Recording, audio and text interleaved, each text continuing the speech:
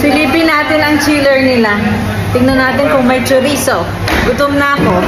Ayan. Naku, hindi puno. Ayun yung chorizo natin, pero walang spicy. Spicy yung gusto ko. Ito naman yung lollipop ng mga bata dito. Ang tawag dyan, isa kayo na inaibalag ko na yan. Ito naman yung mga fuet. Fresh fuet. Kakasampay lang nila today. Ayan.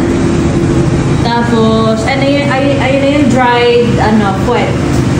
Yan, pwede na yan kainin. Ito naman ang bacon dito. Sobrang lamig dito sa loob. Ayan may mga, ayaw ko anong tawag dyan. Pero, may lumalabas na hangin. Itong chiller na to ay special siya. May humidity dito sa loob. Tapos, ito naman ay ginagamit nila na salty bones para sa mga soup nila. Yan yung ginagamit pang soup, paggawa ng soup. Ganito naman ang itsura niyan kapag fresh pa. Ayan. Ito nga pala yung machine dito sa loob. Basta, yan yung machine namin.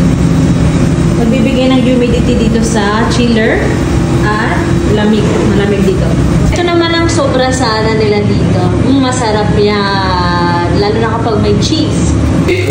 Ito nga pala yung ginagamit namin pantali sa mga sausages. Ito. Merong manipis, merong kapal. Tapos iba't ibang kulay. Kita nyo? Merong yellow din. Iba't ibang kulay para malaman namin kung yung flavor ng sausage na ginagawa namin. Kunwari, ito parang pang mushroom sausage. Yung yellow naman ay pang egg sausage. Yung red naman na manipis ay pang chorizo na maanghang. Tapos yung ito naman ay pang chorizo na normal chorizo. Tapos ito naman para sa mga malalaking cold cuts namin. Like bull blanc.